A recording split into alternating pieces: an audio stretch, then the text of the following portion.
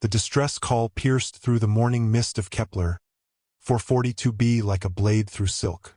Dr. Sarah Chun dropped her sample containers, the metallic clanging echoing through the alien forest as she spun toward the sound. 23 years of xenobiological fieldwork had taught her to recognize many things, but this cry was unlike anything in her extensive audio database. It was pain. Pure, desperate pain wrapped in a language she'd never heard. Sarah's boots crushed the purple undergrowth as she pushed through the dense foliage. The bioluminescent moss that carpeted this world pulsed faster beneath her feet, responding to her elevated heart rate through some mechanism she still didn't understand. The cry came again, closer now, and she could hear something else. A smaller voice, higher pitched, speaking in rapid bursts. She burst through a curtain of hanging vines and froze. A creature no taller than her waist stood in a small clearing, its four arms gesticulating wildly. Its skin shifted through colors like oil on water, deep blues melting into silver, then flashing angry red. But it was the child's eyes that stopped Sarah cold. Large, multifaceted like a dragonfly's, they held an intelligence that made her chest tighten with recognition. This was no animal. This was a person. Behind the child, partially hidden by the twisted roots of a massive tree, Sarah could see another figure. Larger, with the same color-shifting skin, but motionless. Trapped. The child noticed her approach and its coloration shifted to brilliant yellow. It began speaking faster, its voice rising to an almost musical pitch. Though Sarah couldn't understand the words, the meaning was crystal clear in every gesture, every desperate color change. Help. Please help. Sarah raised her hands slowly, palms forward, the universal gesture of peace she'd learned to use with every new species. It's okay, she said softly, knowing her words meant nothing but hoping her tone would translate. I want to help. The child's colors shifted to cautious purple. It pointed toward the trapped figure and spoke a single word that Sarah somehow knew was important. The child repeated it, pressing its small hands to its chest. Mother. Sarah's breath caught. She approached carefully, and the full horror of the situation became clear. The adult alien, the mother, was caught in a hunting snare, but not the simple wire traps used by local wildlife researchers. This was something else entirely. Metal cables thick as her thumb had wrapped around the creature's torso and two of her four arms. But worse than the cables were the spikes. Cruel metal barbs that had been driven deep into the alien's flesh, designed to cause maximum pain while keeping the victim alive. This wasn't a research trap. This was torture. The mother's skin flickered weakly between gray and deep blue, her breathing shallow and labored. One of her large eyes tracked to Sarah's face, and in that gaze, Sarah saw everything she needed to know. Intelligence, awareness, gratitude, and underneath it all, a parent's desperate love for her child. Sarah pulled out her tablet and activated the translation protocols, but the software found no linguistic matches. She'd have to work without words. She knelt beside the trap, examining the mechanism. The design was sophisticated, clearly manufactured off-world. Someone had brought this horror to Kepler 442b specifically to hunt sentient beings. Her hands shook as she traced the cable system. Each movement of the trapped alien would drive the spikes deeper. Whoever had built this knew exactly what they were doing. The child had fallen silent, watching Sarah work. Its colors had stabilized to a deep, hopeful blue-green. Trust. The child trusted her. Sarah activated her emergency beacon. Protocol demanded she contact the research station immediately when encountering new sentient life. But as she looked at the mother's pain-filled eyes, protocol seemed like a luxury they couldn't afford. The alien was losing blood, a silver fluid that pooled beneath the trap, and her breathing was becoming more labored by the minute. I'm going to get you out of here, Sarah whispered. Not sure if she was speaking to the mother or the child or herself, she pulled out her field kit and began assembling her surgical tools. The trap was a masterpiece of cruelty, but every machine had weaknesses. The child moved closer, its small hand touching Sarah's arm. Where their skin made contact, Sarah felt something impossible. A warmth that spread through her entire body, carrying with it emotions that weren't her own. Love, fear, hope, And something else, something that made her gasp. The child was sharing its mother's pain, taking some of the burden into itself. Sarah's eyes filled with tears. "You beautiful, brave little one," she breathed. She turned back to the trap with renewed determination. Whatever it took, whatever the cost, she would free this family. The forest around them seemed to hold its breath as Sarah began the delicate work of dismantling humanity's shame, one wire at a time. The first cable snapped with a sound like breaking bone. The mother alien's body convulsed, silver blood spraying from the wounds as the remaining spikes drove deeper. Her child's colors flashed to brilliant white, a scream made visible, before settling into determined orange. Sarah's hands trembled as she reached for the second cable. The trap's designer had been diabolical in their ingenuity. Each wire was connected to a pressure sensor. Cut one, and the others tightened automatically. She needed a different approach. Behind her, footsteps crashed through the undergrowth. Sarah spun around to see three figures in environmental suits approaching the clearing. Her relief lasted exactly 1 second, until she saw the weapons in their hands and the corporate logos on their suits. Meridian Biological Acquisitions, the most ruthless biotech company in the outer colonies. "Step away from the specimen, Dr. Chun." The leader's voice crackled through his suit's external speakers. "You're interfering with a legal collection operation." Sarah's blood turned to ice. "Legal?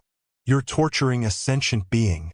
The Kepler Accords classify all non-human life as fauna until proven otherwise through proper channels. The man raised his rifle. "That process takes years. We have permits for biological collection in this sector." The child alien pressed closer to Sarah, its colors cycling rapidly through fear patterns. The mother's breathing grew more labored, her skin fading to pale gray. "She's dying," Sarah said through gritted teeth. "Let me finish freeing her. Then we can discuss your permits. The specimen's survival isn't our concern. Meridian's Xenobiology division only needs tissue samples and neural mapping data. Dead or alive makes no difference to our research." Sarah felt something snap inside her chest.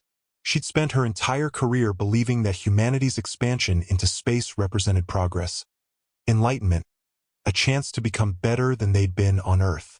Now she saw the truth. They'd brought their worst impulses with them to the stars. "I won't let you do this." The leader laughed. "Dr. Chun, you're a xenobiologist, not a soldier. You have no authority here, no weapons, no backup. What exactly do you think you can do?" The child alien tugged at Sarah's sleeve. When she looked down, she saw that its colors had shifted to something new. A deep, pulsing purple she hadn't seen before. The little being pointed at the trap, then at the corporate soldiers, then back at Sarah. Understanding flooded through her. The child wasn't just asking for help. It was offering to help. Sarah turned back to the trap, ignoring the weapons trained on her. "I'm not moving. Suit yourself." Johnson tranquilized the interfering researcher. Martinez prepped the neural extraction equipment. Sarah heard the whine of a charging stun weapon behind her. The mother alien's eyes locked onto hers, and Sarah saw something that made her heart race. The alien's skin began to glow with the same deep purple as her child's. The forest exploded into light. Every piece of bioluminescent moss, every hanging vine, every twisted root suddenly blazed with brilliant illumination. The entire ecosystem responded to some signal Sarah couldn't detect, turning the clearing into a natural amphitheater of blazing color. But that wasn't all. Through the forest came sounds. Footsteps, calls, rustling movement. Dozens of figures emerged from the undergrowth. More aliens like the mother and child, their skin patterns cycling through complex displays of color that could only be language. The corporate soldiers raised their weapons but hesitated. Their leader's voice cracked with uncertainty. "Command, we have a situation. Multiple specimens." "Repeat." "Multiple specimens showing coordinated behavior." Sarah realized what was happening. The child hadn't just been calling for help from her. It had been calling its people. And they had come. The aliens formed a circle around the clearing, their colors synchronized in waves of deep blue and silver. As one, they began to sing. a harmonic sequence that resonated through Sarah's bones and made the very air shimmer. Neural activity is off the charts. One of the corporate soldiers reported, his voice tight with fear. Command, are you seeing this data? These readings suggest. Impossible, the leader snapped. Non-human intelligence doesn't work that way. It's just instinct, animal behavior. But Sarah could see the truth in the precise coordination of their movements, hear it in the mathematical complexity of their song. This wasn't instinct. This was a civilization. The mother alien's eyes never left Sarah's face as her people sang. With each harmonic progression, the cruel metal trap seemed to respond. The pressure sensors began to malfunction, sparking and smoking. The cables loosened incrementally. They're using sound, Sarah breathed. Harmonic resonance. They're disabling the trap. The child alien's colors brightened to brilliant gold. It reached out and touched Sarah's hand again, and this time the sensation was different. Not pain or fear, but something warm and grateful and utterly alien yet completely familiar. Thank you. The song reached a crescendo, and the trap finally released. The mother alien collapsed forward, free but grievously wounded. Her child rushed to her side, its small hands glowing with soft blue light as it touched her injuries. Sarah pulled out her medical kit, but the corporate leader's voice cut through the moment like a blade. Fascinating display, but it changes nothing. We have 36 specimens now instead of 2. Martinez armed the sonic disruptors. We'll take them all. The singing stopped. The forest went silent. And Sarah Chun made the decision that would define the rest of her life. Sarah positioned herself between the corporate soldiers and the injured alien family. Her hands were empty, her stance non-threatening, but her voice carried the weight of every principle she'd ever held dear. No! The word hung in the air like a challenge. Around the clearing, the alien beings shifted their colors to deep red, a pattern Sarah was beginning to recognize as anger. Their song had stopped, but the silence felt more dangerous than any sound. Dr. Chun, you're making a serious mistake, the corporate leader said, his rifle trained on her chest. Meridian has invested millions in this operation. We have legal authority, corporate backing, and enough firepower to. His words cut off as the forest itself seemed to respond. The massive trees around them creaked and groaned, their bioluminescent bark flaring brighter. The ground beneath their feet began to vibrate with a low, rhythmic pulse. Sarah felt it first in her bones, a deep thrumming that matched her heartbeat. The child alien at her side pressed closer, its colors shifting to the same deep purple it had shown before. But now Sarah understood what that color meant. It was the color of connection. The mother alien, despite her injuries, raised one trembling hand toward Sarah. When their skin touched, the world exploded into sensation. Not pain this time, but knowledge. Images flooded Sarah's mind, a vast civilization living in harmony with Kepler 442b's ecosystem, cities grown rather than built, technology based on biological symbiosis rather than mechanical domination. And then came the darker images. Ships arriving in orbit, hunters descending, families torn apart, an entire people driven into hiding by creatures who saw them as nothing more than valuable specimens. Sarah gasped as the connection broke, tears streaming down her face. How long? She whispered to the mother alien. How long has this been happening? The child alien touched Sarah's arm and somehow she understood. 3 years. Meridian had been hunting them for 3 years. Enough dramatics, the corporate leader snapped. He activated a device on his belt, and Sarah's tablet began displaying a holographic legal document. Kepler Colonial Authority Permit 7742B. Legal collection of indigenous biological samples for corporate research purposes. Any interference with this operation constitutes a Class A felony under colonial law. Sarah read the permit with growing horror. It authorized the humane collection of up to 50 specimens from each discovered species. But the definition of humane was left deliberately vague. This isn't collection, she said, her voice shaking with rage. This is genocide. The specimens will be well cared for in our facilities. Those that survive the research process will be housed in appropriate habitats. Those that survive? Sarah's voice rose to a shout. You're talking about people. They have families, communities, culture. They have sophisticated behavioral patterns, the leader corrected. Fascinating from a research perspective, but don't anthropomorphize them, Doctor. That's a rookie mistake. The alien child's colors flashed to brilliant white again, and Sarah realized it was responding to the man's words. It understood them. It knew exactly what these humans were planning.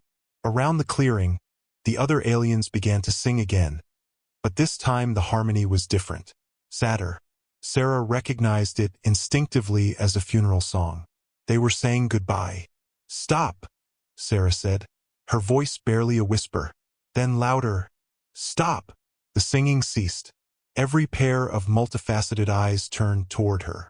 Sarah pulled out her personal communicator and began broadcasting on all emergency frequencies. This is Dr. Sarah Chan, xenobiologist, registry number XB 4471. I am documenting first contact with a sentient species on Kepler 442b.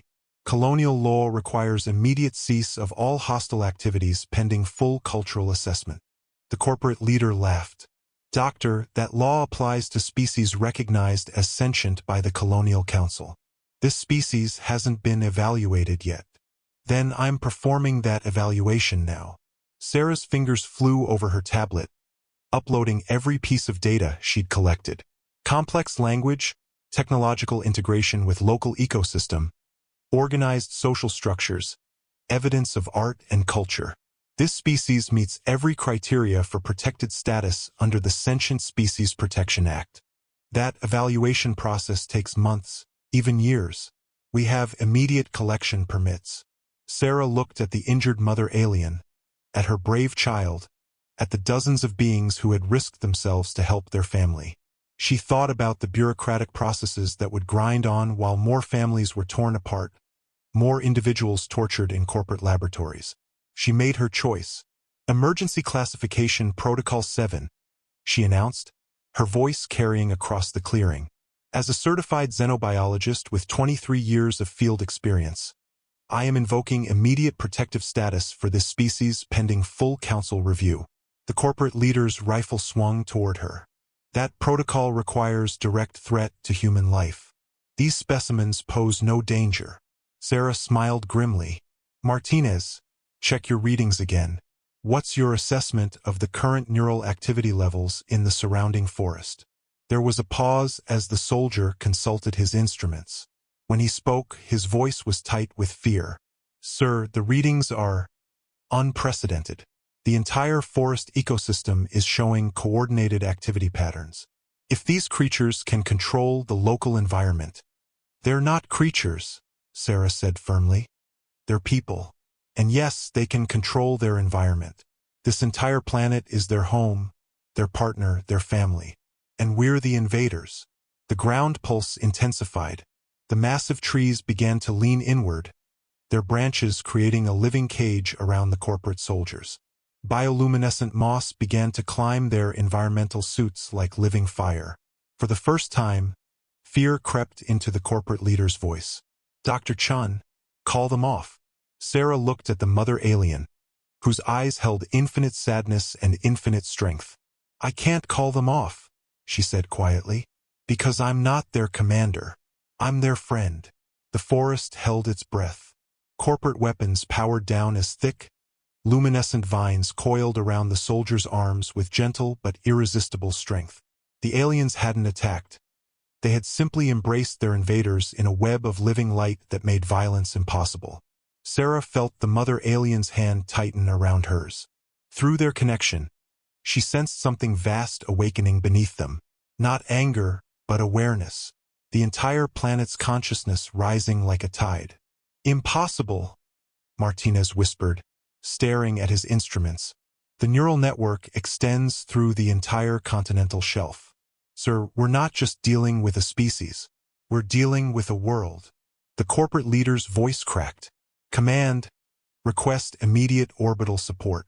The situation has escalated beyond our parameters. Static answered him. Then a new voice filled the clearing, deeper, older, emanating from the very trees around them. When it spoke, Sarah somehow understood every word. Your signals cannot reach the sky, small hunters. The song of our world wraps around this place like a mother's embrace. Your ships sleep now, as you should have before you brought pain to our children. The child alien's colors brightened to golden yellow. It chirped something that Sarah felt rather than heard. Laughter. Pure, innocent laughter in the face of those who had tormented its people. You're jamming our communications, the corporate leader said, his professional composure cracking. That's an act of war against human colonial forces. The forest voice replied with what could only be described as gentle amusement. War? You speak of war? We know of war, small hunter. We learned it from your kind, who brought metal pain and cages to our peaceful world. But we do not make war. We make choice. The vines around the soldiers began to glow brighter, and Sarah realized what was happening. The aliens weren't restraining their captors, they were offering them something. The same connection she'd felt with the mother and child was being extended to their would-be captors. No, the corporate leader said, struggling against the luminous bonds. We won't submit to alien neural manipulation. Not manipulation, the forest voice said sadly. Truth. You fear to know what you have done because knowing would require you to see us as we are, not specimens but people. Not resources but family. Sarah watched in fascination as the light spread up Martinez's arms. The young soldier's face went through a series of emotions. Fear, resistance, then wonder. When he spoke, his voice was filled with awe. Sir, I can feel them. They're not hostile. They're grieving. They've been running from us for 3 years, hiding their children, watching their elders die from the stress. Tears ran down his face inside his helmet. Sir, we've been hunting refugees. Shut up, Martinez. That's alien influence talking. But Sarah could see the truth spreading through the clearing like dawn.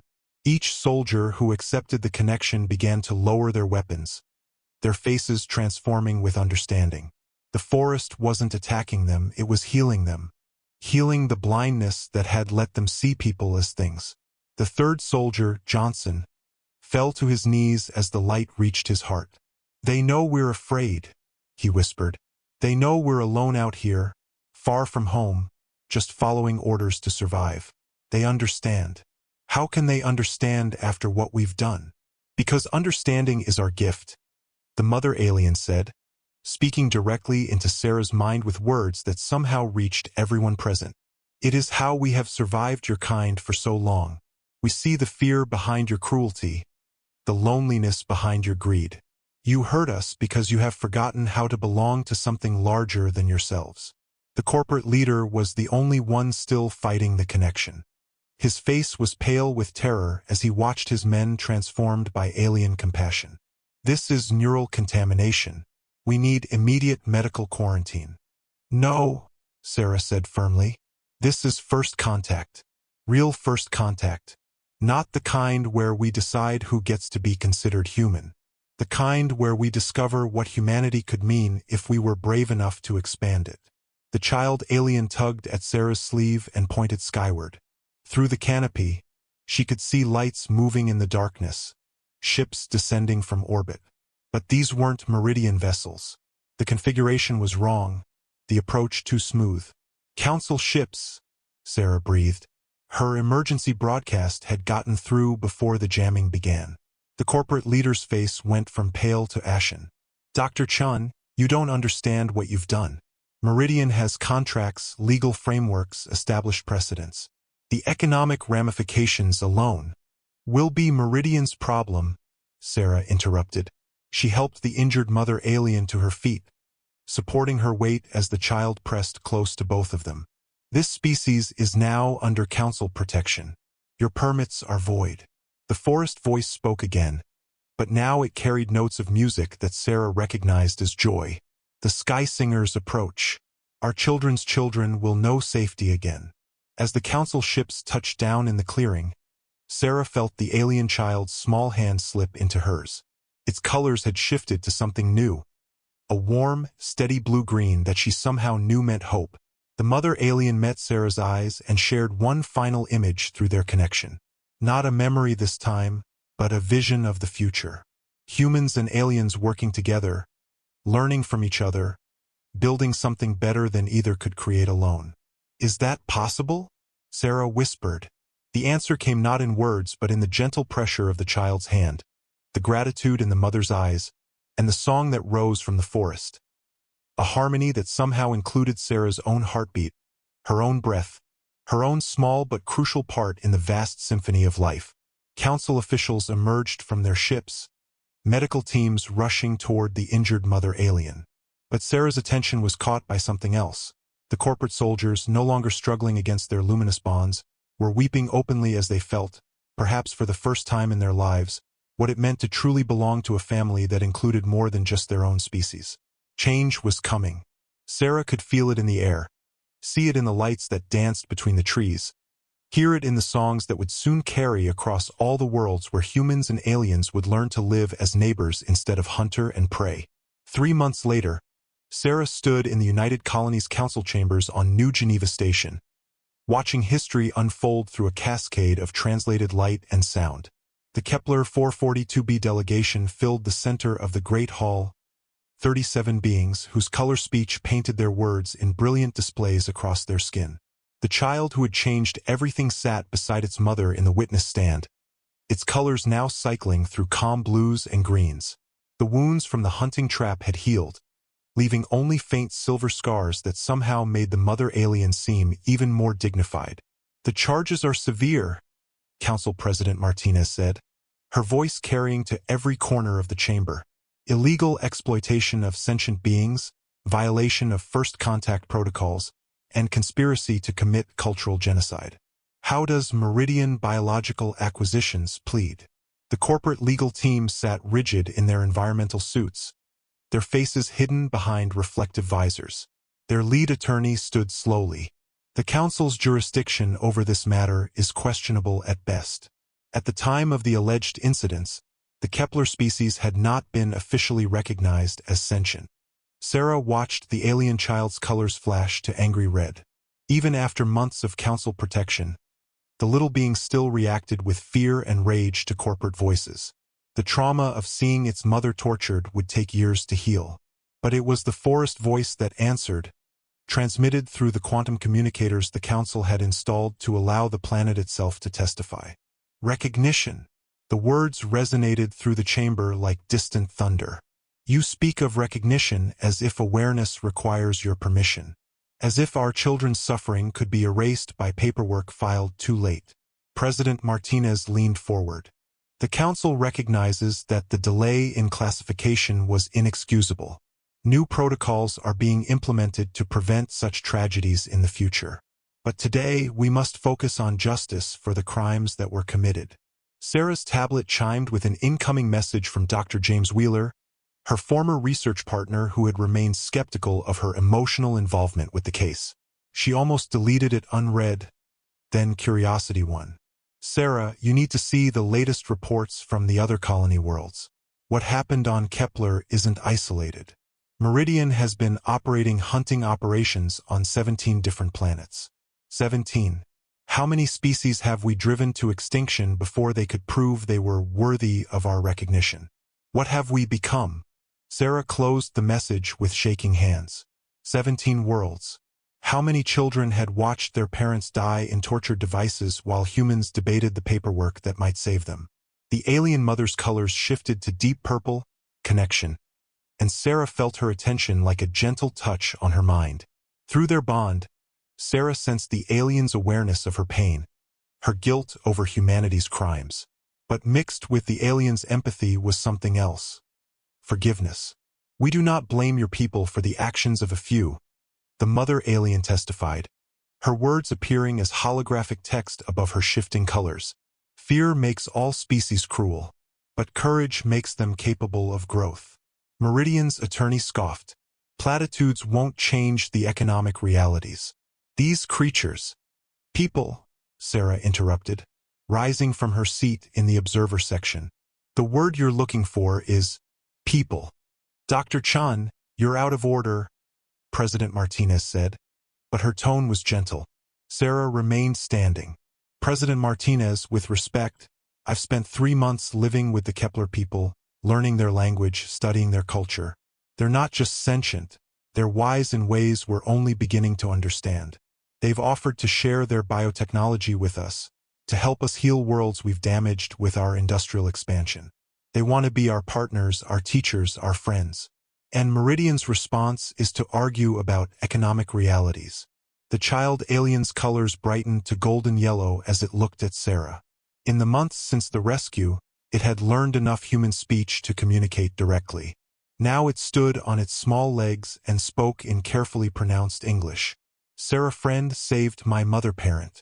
Sarah friend showed other humans can choose love over fear pain. We sing gratitude songs for Sarah friend every day cycle. The chamber fell silent. Even Meridian's legal team seemed affected by the simple honesty in the child's voice. President Martinez cleared her throat. The council has reviewed all evidence and testimony. Meridian Biological Acquisitions is found guilty on all charges.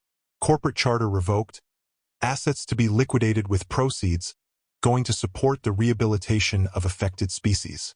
The aliens' colors shifted to celebratory gold and silver, their quiet harmonics creating a sound like distant wind chimes. But Sarah felt no triumph, only exhaustion. One corporation stopped, 16 more still operating in the shadows. As the crowd dispersed, the child alien approached Sarah's seat. Its mother followed, moving with the fluid grace of someone who had not only survived torture but transcended it. Sarah friend appears sad dark despite victory bright, the child observed. Why sadness when justice light shines? Sarah knelt to meet the child's multifaceted eyes. Because this was just one company, little one. There are others out there, hurting other families like yours. The mother alien placed a gentle hand on Sarah's shoulder. Through their connection, Sarah felt a vast network of consciousness expanding across the galaxy. Not just the Kepler people, but other species, other worlds, all connected by invisible threads of awareness and compassion. The network grows, the mother alien said softly. Every act of kindness creates connection. Every choice of love over fear strengthens the bond. Your species is learning, Sarah friend. Slowly, with many mistakes, but learning. The child alien's colors shifted to the deep purple of connection. Will Sarah friend come home with us? Teach human ways while learning our ways. Sarah looked around the council chamber, then back at the two beings who had changed her understanding of what it meant to be human.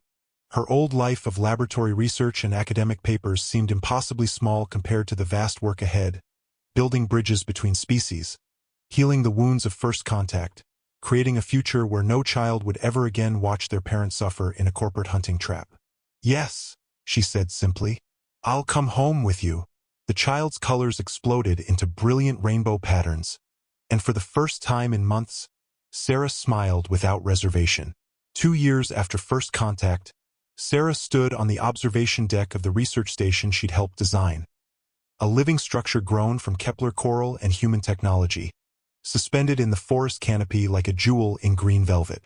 Below her, human and alien children played together in the bioluminescent gardens, their laughter mixing with harmonic songs in a symphony of pure joy. The child who had started it all, now grown taller and wise beyond its years, approached with colors cycling through excited gold and silver patterns.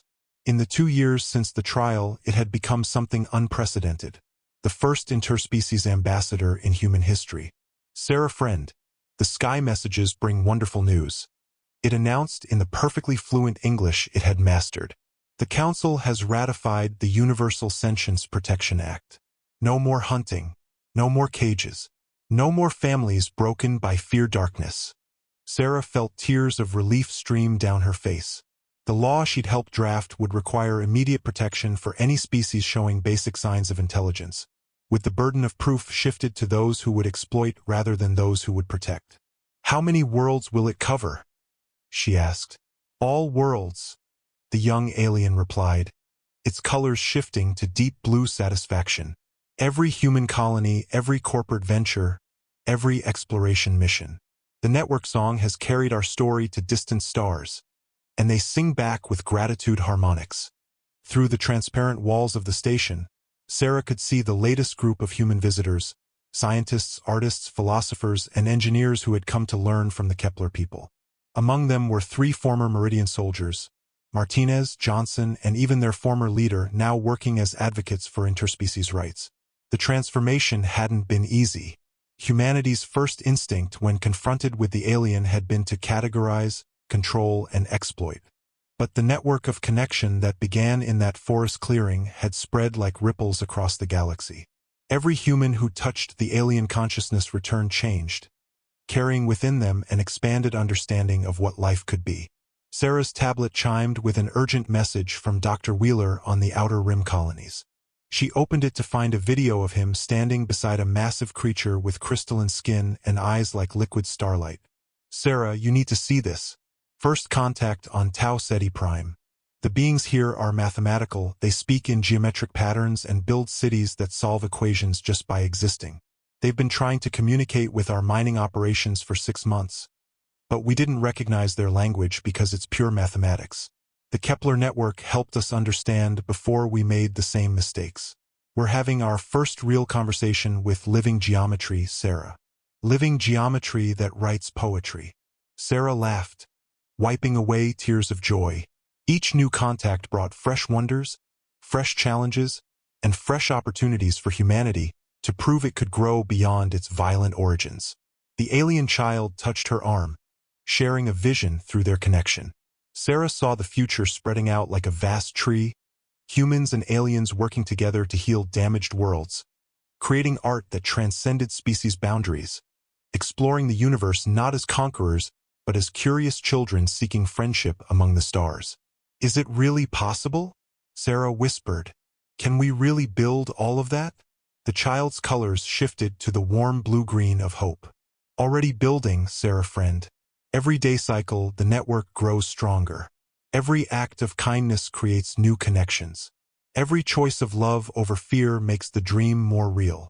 From the gardens below came the sound of human and alien voices joined in song, a new harmony that neither species could have created alone. Sarah recognized some of the human voices. Former corporate executives learning to see beauty instead of profit margins. Soldiers discovering that strength could mean protection rather than domination. Scientists realizing that the greatest discoveries came not from dissection but from collaboration. The mother alien, now serving as the Kepler people's cultural liaison, joined them on the observation deck. Her scars had faded to silver lines that caught the light like jewelry, and her colors held the deep contentment of someone who had survived the worst and chosen to build something better from the pieces. "The Council requests our presence on New Geneva Station," she reported. "First official ceremony inducting non-human species into the Colonial Senate. Your people have voted to share power, to make decisions together rather than for each other." Sarah's heart swelled with pride and relief. The road had been long and often painful, but humanity was finally growing up. As the 3 of them watched the sunset paint the alien sky in colors that had no names in any human language, Sarah felt the vast network of consciousness that now connected thousands of worlds. In it, she sensed the presence of species they hadn't even met yet, beings of pure energy waiting in the deep void, aquatic intelligences in the ocean worlds, hive minds that dreamed in symphonies of light, all of them waiting, all of them hoping, all of them ready to welcome humanity into the greatest family the universe had ever known. The child alien's hand slipped into Sarah's as the first stars appeared overhead. "Thank you, Sarah friend," it said quietly. "Thank you for choosing love when it would have been easier to choose fear." Sarah squeezed the small hand gently, feeling through their connection the gratitude of not just one species but dozens, all singing the same song of hope across the darkness between stars. "Thank you for giving us the chance to choose it all," she replied. And in that moment, as alien songs drifted up from the gardens below, Sarah understood that this was just the beginning. The memorial grove on Kepler 442b had grown beyond anything Sarah could have imagined. Each tree represented a species that had been lost before humanity learned to listen. 17 civilizations that had fallen to corporate hunting operations, their voices silenced forever by greed and fear. But between those trees of remembrance grew new saplings, each one planted by a different species in honor of those they'd saved. The grove had become a pilgrimage site for beings from across the galaxy, a place where the living could honor the dead and promise to do better. Sarah walked the luminescent paths with slow, careful steps. At 63, her hair was silver and her back bent with age, but her eyes still held the fierce determination that had driven her to stand between hunters and their prey a decade before. The neural interface behind her ear, a gift from the Tau Ceti mathematicians, allowed her to communicate with dozens of species simultaneously, their thoughts flowing through her consciousness like a river of pure understanding. The child who had changed everything was no longer a child. It had grown into a being of remarkable wisdom, serving as the head of the Interspecies Council and speaking for worlds that had no voices in human language.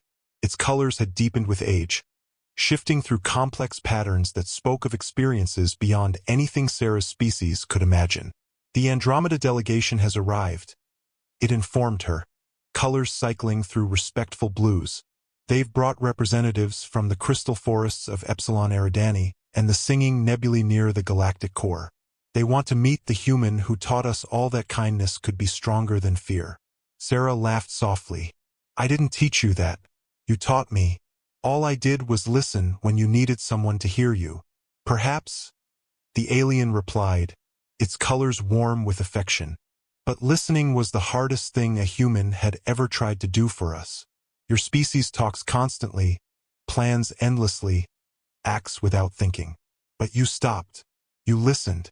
You chose to see us as people instead of problems to be solved. They reached the center of the grove, where a simple monument stood surrounded by flowers from 100 different worlds.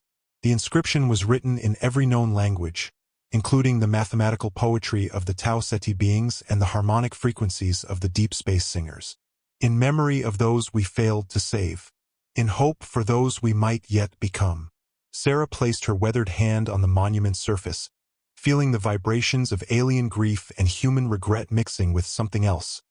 Forgiveness, and the determination to build something better from the ashes of old mistakes. The network spans 3 galaxies now, she said quietly. 37 million sentient species, all connected by bonds of understanding and mutual aid. When I first found you in that trap, I never imagined it would lead to this. Did you know? The alien said, settling beside her with the fluid grace of its people, that in our oldest songs, there are prophecies about a species that would come from the far worlds, bringing both great sorrow and great joy. We called them the bridge builders, beings who would connect all life through their capacity to change, to grow, to become more than they were. Sarah felt tears on her cheeks. And you think humans are these bridge builders? Not all humans, the alien replied honestly, but some. The ones who choose love over fear, understanding over conquest. The ones who see the universe not as a resource to be harvested but as a family to be joined. Through the neural interface, Sarah felt the vast consciousness of the interstellar network. Billions of minds thinking, feeling, creating together. Human poets collaborating with gas giant philosophers to create art that existed in dimensions beyond physical space. Alien healers teaching human doctors to cure diseases by harmonizing with cellular consciousness. Engineers from 50 different species working together to build ships that traveled not through space but through the connections between living minds. It wasn't perfect. There were still conflicts, misunderstandings, species that chose isolation over integration. Some humans remained afraid of the alien, clinging to old prejudices and corporate paradigms. But the network grew stronger every day, each new connection making all of them more than they could ever be alone. I'm dying, Sarah said softly, the words carrying no fear or regret. The doctors give me another year, maybe 2. The alien's colors shifted to deep purple, the color of connection, and Sarah felt its consciousness touch hers with infinite gentleness. In our understanding, nothing ever truly dies. It simply changes form, becomes part of the greater song. Your voice will sing in the network long after your body returns to the earth. Will you remember me? Sarah asked. Will any of you remember the human who helped start all this? The alien's response came not in words but in pure emotion. Love so vast and gratitude so deep that Sarah gasped with the intensity of it. Through the network, she felt the consciousness of every species they'd touched, every world they'd connected. Every child who had grown up in a universe where different meant wonderful instead of dangerous. Sarah friend, the alien said, using the name it had called her for 10 years. You gave us the greatest gift one being can give another, the chance to be truly seen. Every song we sing carries your melody. Every choice we make remembers your courage. Every act of kindness pays forward the love you showed to a frightened child and its trapped mother in a forest long ago. The memorial grove around them began to glow as evening approached, the bioluminescent plants responding to the emotional resonance of their conversation. Other beings began to emerge from the forest, humans and aliens walking together in the peaceful twilight, their children playing in the pools of living light. Sarah watched a human child, no more than 5 years old, teaching an alien youngling how to skip stones across the luminescent pond. The alien's colors brightened with delight each time the stone danced across the surface, and the human child clapped with joy at its friend's happiness. That, Sarah said, pointing to the playing children, that's what we were really building. Not treaties or trade agreements or political alliances. We were building a future where children of any species could be friends. The alien followed her gaze, and its colors cycled through every shade of joy in its emotional spectrum. The future is in good hands, it agreed. Many hands, from many worlds, all working together. As the first stars appeared in the alien sky, Sarah felt the vast web of consciousness that now connected the galaxy like neurons in a cosmic brain. Somewhere in that network, species were being born who would never know a universe where different meant enemy.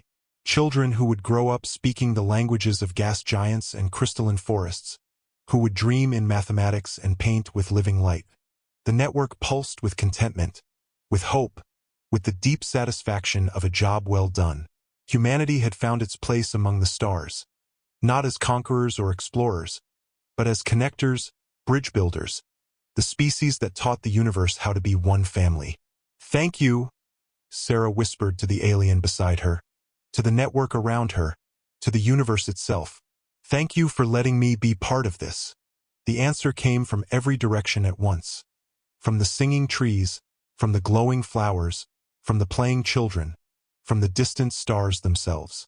A harmony of gratitude and love that wrapped around Sarah like a blanket, telling her that her work was complete, her purpose fulfilled, her legacy secured in the bonds of understanding that would outlast the stars. In the memorial grove on Kepler 442b, surrounded by the lights of 100 worlds and the love of 1 billion hearts, Sarah Chan closed her eyes and smiled. The bridge was built. The family was whole. The universe was home.